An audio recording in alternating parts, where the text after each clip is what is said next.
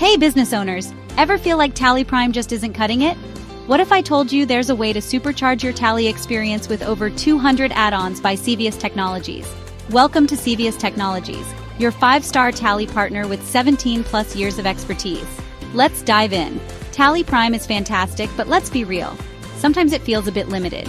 You're stuck with manual entries, basic security, and zero automation. That's where Cevious Custom Tally Modules come in. Boost efficiency, enhance security, and automate your tasks effortlessly. First up, the Auto eWay Bill Uploader. Imagine no more manual data entries.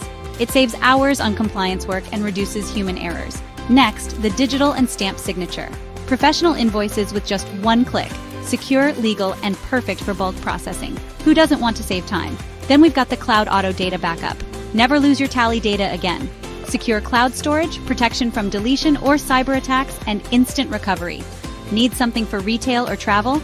Check out the Barcode and Air Ticket module. Faster tracking and invoicing, fewer errors in billing and stock management. Perfect for retailers, wholesalers, and travel agencies.